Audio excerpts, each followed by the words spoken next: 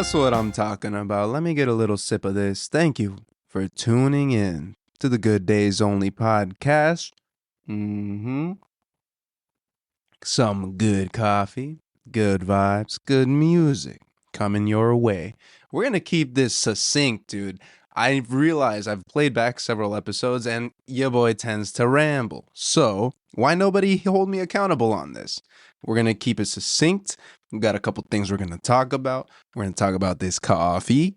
We're going to talk about its background. We're going to talk about some Thanksgiving, thankfulness, mindfulness. You know, it's the holiday season. And we got a good playlist. So, without further ado, let's get into the caffeine breakdown.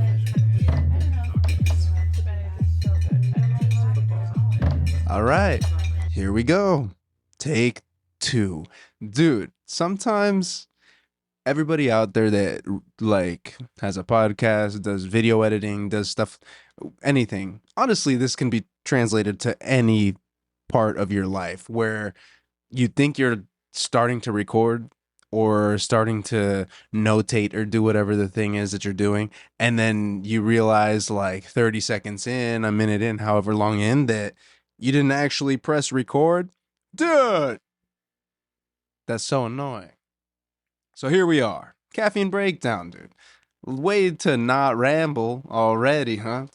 We got some beans, though, from the in-betweens, dude. I'm talking in-between Fertile Crescent style, 2 rivers. Do you know these rivers? The Cauca and the Magdalena? Do you know where those are? If you don't, I'm talking about Colombia. These beans straight, fresh off the boat, dude. I got these beans from, shout out to you, Bill. Thank you, sir. Appreciate you for bringing me these beans. Because they got your boy hopped up. I'm caffeinated, dude. God, let me get another sip here. Gosh dang. It's nice and smooth. I hit this with the AeroPress, of course. But anyways, okay, before I start getting into that, let's talk about Colombia. These Colombian beans, man. Specifically from Café La Manchuria. Manchuria, I think is how you say it. I was saying, so the in-betweens, geographically, in between 2 rivers, this place in Colombia, it is the oldest, actually, coffee-producing region of Colombia, Antioquia, or Antioquia, Antioquia, I'm gonna go with, I think, nestled between the Magdalena and the Cauca River. You know, I had to look this up because I was like, what is that called? An area in between 2 rivers, right? And this might seem silly to some of y'all, but I'm happy to relay that part of a geographical area is called a Mesopotamia. That's right. Like ancient Mesopotamia. Dude, it all just re-clicked. I'm sure it clicked when I was in 7th grade. Thank you, Ms. Elsizer. But yeah, that's why. Ancient Mesopotamia, right? In between the rivers. What were they? The Fertile Crescent. The whole thing. What is the rivers? What are the rivers? Tigris. Tigres, because I remember Los Tigres del Norte. That's how I would remember it. The Tigris. Tigers, or Tigris. And Euphrates? Euphrates? Is that Euphrates? Dude, we're gonna look it up. All right, hold up. What do we look up? Ancient Mesopotamia. Ancient Mesopotamia, the Tigris and the Euphrates, dude. That's what I said, right? Hell yeah. All right, we got it. So anyways, it's a little Mesopotamia of sorts, right? In Colombia. That's what I see geographically. So, hey, talk about fertile lands. You know, that's, I guess, what I was trying to get at there. Anyways, so that's what it's called, Mesopotamia. And this spot specifically Café La Manchuria is family owned, handed down through the generations since the early 20th century. The Velez family has owned and operated this joint. Man, that's cool. Think about that. Your grandparents, probably great grandparents, grandparents, yeah, own this spot. Now handed it down, and now it's you're taking over the family business, dude. As they say, cosechado, procesado y tostado, dude. 100% en el origen. I love that. So they say harvested, processed, and roasted for those of you that are non-Spanish speakers. 100% in their origin, from the origin, from their, that's the spot, dude. On the plot of land, we do everything. Love it. Love it. They have a dope website. Check them out. Check them out. I'll put that link in the description here. But super cool. You can stay at this hotel. So the finca, the property area where you can go, has all this stuff, dude. It's right there on the land. You could do the coffee tastings. You could do a barista workshop. You could do roaster for a day, equestrian hike for those of you that like horses, caballitos. You could do it on a mula or a little caballito or a big caballito, whatever you want to do, dude. This is amazing. It's really cool. So you could do all these different excursions, right? You stay in the hotel and you have these beautiful views because you're just surrounded by all these hills, this area, the coffee plants, just nature. They probably do have some snakes though. No, but it looks really beautiful. And shoot, get yourself a nice little, if you were thinking of going to Colombia for some reason, check this spot out. Finca La Manchuria. All these things range from about 370,000 oh, Colombian pesos. Okay. So Colombian pesos. How much is that? Equating to about $85. Dang. Oh, that's crazy. 370,000 pesos. I thought like Mexico is right now, what, 22, 23 pesos per US dollar? And that's crazy. You're like, oh, yeah, let's go get some deals. 370,000 Colombian pesos. I didn't realize that it was that big of a difference in the like monetary value. Nuts. Okay, so Colombia, dude. Specifically, Antioquia is we've already established in Mesopotamia, also the birthplace of the FNC, La Federación Nacional de Cafeteros, is what they say. So they started in that's the National Coffee Roaster Federation. It started in 1927 as a private non-profit organization to promote and keep the best interests of the farmers at the core. Love it. Still putting in work, dude. About 100 years later, they're still going strong. Talk about legacy, dude. In 2023, the FNC partnered with the United Nations Development Program to promote prosperity and support the development of coffee growing communities in Colombia. Love it. Still doing their thing around the world, man. And I'm going to read from our handy dandy, The World Atlas of Coffee by Mr. James Hoffman. Antioquia, so this spot, right? So this department is the birthplace of both coffee in Colombia and the FNC. What I say, this is a key growing region with around 128,000 hectares. Hectares? Hectares? Hectare? Okay, whatever. 1 hectare what is 2.2 acres. I'm gonna spell it so you realize why I'm having a tough time pronouncing this. Hectare. Hectare, brother. A hectare, 2.2 acres. So 128,000. So that's about 316,000 acres of coffee, the most of any region in Colombia. And hectares.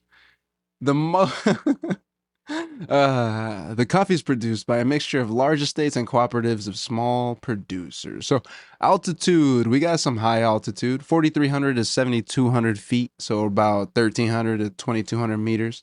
That's getting up there. So different notes from the coffees, right? A little bit more fruitiness, more acidity. They sit on the vine a little bit longer, as we have learned.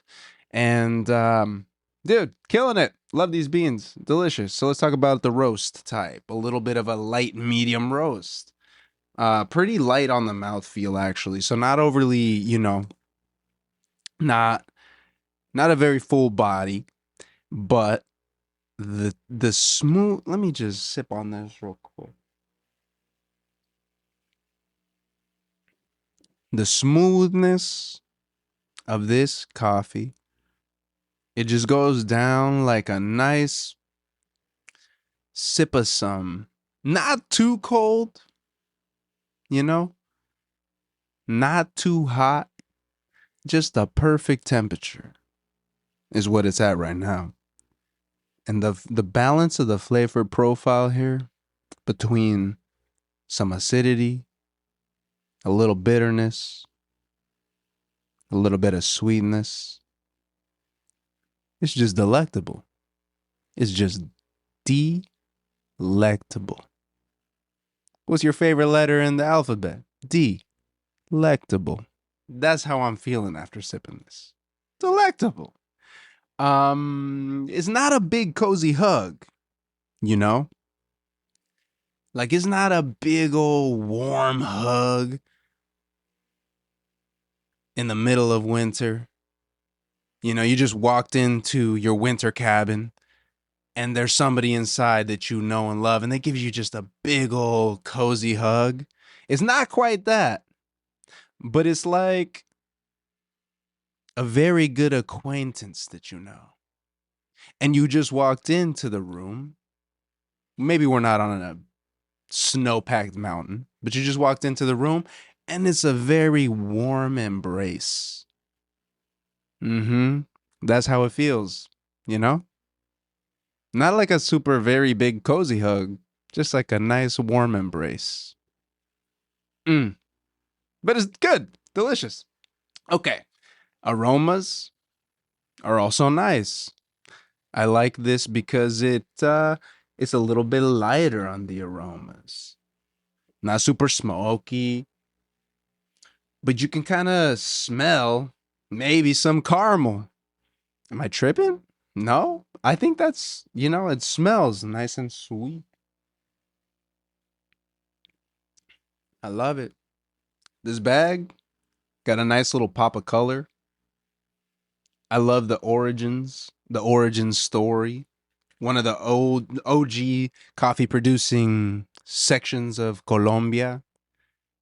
No stand up zipper pouch, minus a couple points. But I do like the little artistic, they got some creative flair with their imagery here. We got some beans, we got some like there's a specific type of art that this is called, and I don't know what it is, but the one with kind of like imagine this, ready? In your mind's eye. So you've got like bright colors, yellow, green, red, these things, but they're on a canvas, right? One sheet of paper. But imagine like it was like you took a couple different colored paper, colored sheets of paper, right? Like you got that orange and that red and that blue or whatever. And then you just threw those pages of paper down over this blank white canvas. So there's the harsh outlines, you know? It's kind of very geographical, not geometric, like geometric, right? Very harsh lines. And then you got some squigglies and just some like a little bit of some swirls in there randomly placed and some polka dots. That's the type of art. Contemporary, modern art. I don't know. So, what do we think about these beans? I'm really caffeinated, and this is only a cup and a half, 2 cups, maybe. So I'm gonna give it like a 8, solid 8. Let's move on. Let's move on to the good vibes section. Mm.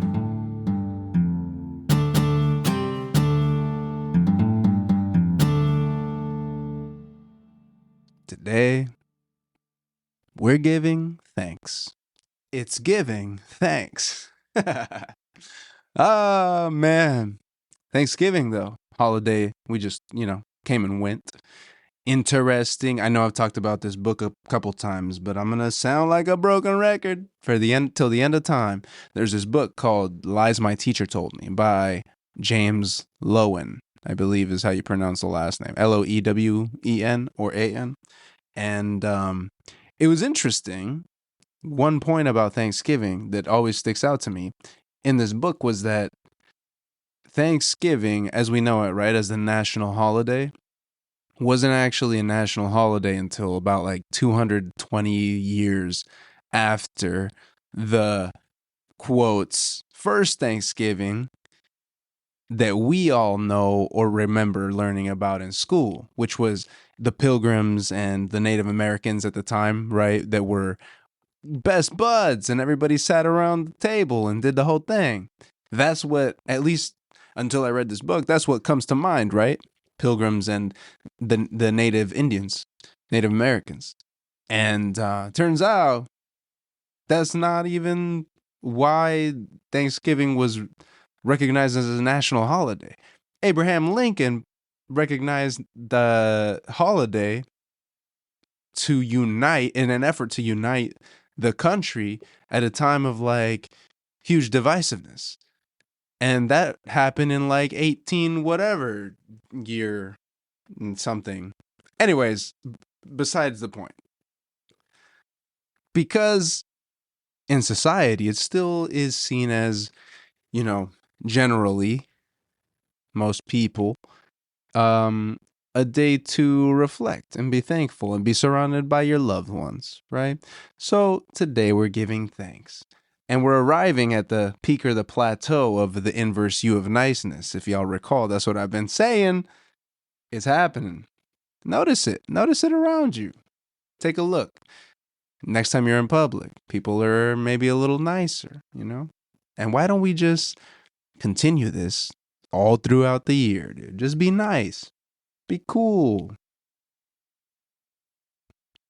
Still sipping on this coffee, dude. Fire. But dude, I'm thankful for you. Thank you for tuning in. Thanks for being here. This is great. And also thankful for health, just general health, dude. It's nice to except for right now I'm like nasally. I think it's the time of the season. I feel like I don't know what it is, dude. Maybe there's I don't know.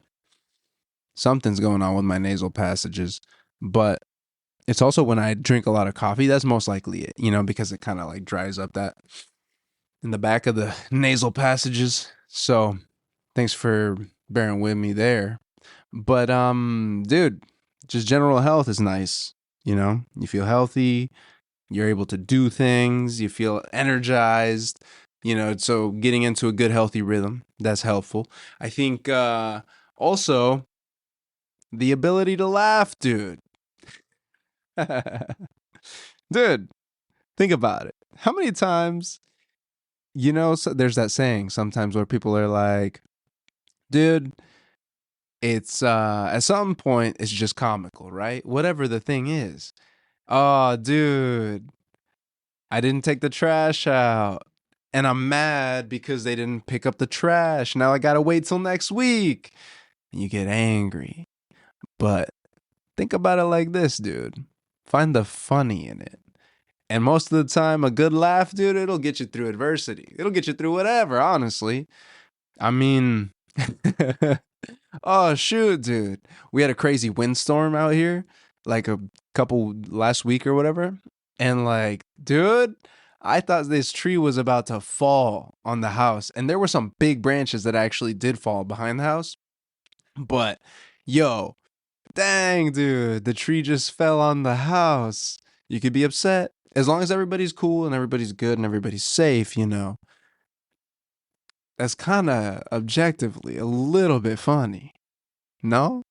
Like, damn. So you just think about it. Like a tree fell on your house. Imagine if it wasn't your house, right? And if it was somebody else's house. It's kind of just like, yikes. That sucks. Hey, it sucks, but you got to figure it out, right? And you're gonna figure it out, and it'll be okay in the long term. Just laugh about it. If you can laugh, you're in a good place. You know, if you can laugh in the face of adversity, that means you're in a good place. And remember that, dude. Because there's a lot of just things out there in the world that'll try to take that away from you. Take the laughter away from you. Right? And so the more that you can, in the face of those things, laugh through it, you're going to feel better about it in the long run. I think. Let's bring it back. Yeah, dude. The ability to laugh is nice.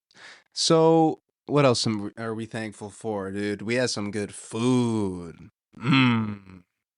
Some good food. Had a couple Friendsgivings the last couple days, or last couple weeks, and dude, the spread of food. Sometimes I think about it because there are people out there that don't enjoy food as much as some of us, right? And you purely see it. Some see it as just like a means to an end, dude. I'm just eating the food so I don't die or whatever, right? And dude, when you can sit down and just enjoy a meal, appreciate, man, these beans. We've been having a lot of beans in the house, but arroz y frijoles, dude. Beans and rice. That's what else do you need? And some proteins, some carbs. You're chilling. What was I talking about? So we were just saying food? Food. Appreciating food, dude. Man, when you think about the journey that some of these beans had to get to your plate, or some of these collard greens, or some of these whatever it is that you're eating, this turkey, yo, what did this turkey go through to get to your plate, to your fork, to your taste buds, dude? That's kind of crazy, no? The world just aligned. Everything in the universe aligned so that you could have this plate in front of you. A little bit crazy, no? When you think about it. Damn, I ran out of coffee. I was trying to take a sip. So thankful for food. And everybody out there that provides the food, the harvest, the farmers, the people that went out there and put the actual seeds one by one into the dirt. Because some people are out there doing it. Maybe not everywhere, not mass farming, but somebody's out there doing it. So I want to say thank you to you for making sure that I can just go over here to the store or wherever and buy this turkey, and it's easy for me. So thank you. And what else, dude? Warmth, electricity. Dude, the furnace actually was out for like a week at our crib. And right now, the seasons are changing. Thank you, seasons. We're thankful for the seasons because, dude, it kind of sucks, no? I think. Maybe not. I've never experienced this, but year round, 365 days of no change in the seasons. Like, it seems kind of cool when the seasons are changing and you're like, God, I wish there wasn't a change in the seasons. But I've heard this from a couple people that, like, when you don't know or you don't experience that, like, change from summer to winter or spring to summer, or winter to spring, you don't really appreciate the whole spectrum of it, right? You don't know what you don't know. So I'm thankful for the seasons. But as we're changing seasons right now, dude, not a good time for your furnace to go out. And God, that's a whole different story for a different day. So just thankful for the furnace being back on and warmth. Also, imagine, dude, back in the days, you had to like build a fire and people just laid by the fire to get warm. Like, aren't you thankful that we don't got to do that anymore? That a lot of people these days would not be cool with that. And imagine, like the other day, people lost power. A lot of people lost power around the greater Seattle area. Some people might still not have power. It's been over a week and a half now, probably. That same big storm that I was talking about came through. And dude, when you don't have power for a couple days, that really puts stuff in perspective. You're like, holy cow. I rely so much on being able to just plug stuff in, right? I'm gonna take a sip of water. Hold up.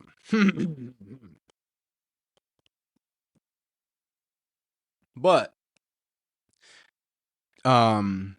yeah, you rely so much on being able to just plug stuff in, you don't realize like, oh dude, I'm thankful for this electricity, right? What else? What else? What else, dude? Well, the seasons, dude, the seasons are changing, and you know what? Winter sports. Bear with me for a moment. The La Nina winter, we all know and love up in the PNW, dude. She's hitting. I think I haven't looked up articles about this recently, actually, but we already got some mountains that are opening up, some resorts that are opening up doors or chairs, lifts, whatever. Call it whatever, dude. They're open. Mount Baker was open this last weekend. White Pass, I believe, opened up. Snoqualmie, I think everywhere is pretty much opening up, and it's now December 1, but it was still November when they were opening. Pretty crazy. Dude, the mountains in the middle of the winter. I know this is a you either hate it or you love it, you know? Going out in the middle of the winter, feet of snow, and you're just out there like hanging out. I get it. It's not appealing to some, but dude, I'm excited for it. And it's going to be a great season. We already got some resorts opening, like I was saying, and no ACL, no problem, dude. I'm still going to be shredding. So thankful for all my winter sports homies out there, too, dude. We're going to be shredding. If I have not shredded with you yet, let's make it happen. Let's make it happen, Captain. Come on. Sheesh. What else are we thankful for? We're thankful for some good music, dude. Let's get into the GDO playlist. No transition needed, dude, because we're going to keep this succinct, as we said. It's the time. It's the time of the year. And I took the consensus here, so I took a poll, all right? So this is not unfounded, just me pulling this out of my head, but took a poll. I have a size of maybe like 20 people in the sample size, okay? And the question was, when is the right time to start bumping Christmas music? All right? And the consensus is after Thanksgiving Day. Then it's all fair game. But before Thanksgiving Day, dude, come on. Like, just enjoy the pre-Christmas music. I don't know what that is, but after Thanksgiving Day, it's now December 1, so let's bump some holiday hits, dude. We're bringing back the GDO playlist, the holiday playlist. We're going to intertwine a little bit. We've updated that playlist to have a little bit more, music, of course, new different artists, of course, different variations of different songs, of course. And dude, we got some bops, some classics on there as well. The dude, what's that song? Rup-bum-bum-bum, rup-bum-bum, Little Drummer Boy. That bangs, dude. There's a remix of it that's like it's funny whenever. So here's the thing with Spotify, right? I've been saying this since day one, since before even listening to Spotify, that there's a randomness to the shuffle sometimes that I'm like, dude, where did this come from? How did this get into this algorithm? Because there's just like this random artist that has like 200 listens, but somehow the song will come up. That happened recently with a variation, a remix of a Little Drummer Boy song, and I was like, bro, this it was like some techno EDM random song, but it was actually kind of fire. So I guess thank you, Spotify. I don't know. The GDO playlist, dude. Check out the links in the description of this podcast. Happy holidays to you and yours. Everybody stay safe out there if you're traveling for the winter season. You know, the roads out there get icy. We got a lot of snow. Make sure you got at least a little emergency kit if you're driving a long distance and you're going to encounter some weather like that. Dude, you know, just drive slow. It's chill. Enjoy the snow that's falling around you if you're traveling through snow. Don't be in such a hurry, dude. Allow extra time. Here I am. What am I? Do I work for the WSDOT? Yeah, dude. You know what to do. You know what to do. Be safe. Stay safe out there. Stay warm. And happy holidays to you and yours. Talk to you on the next one. Mwah.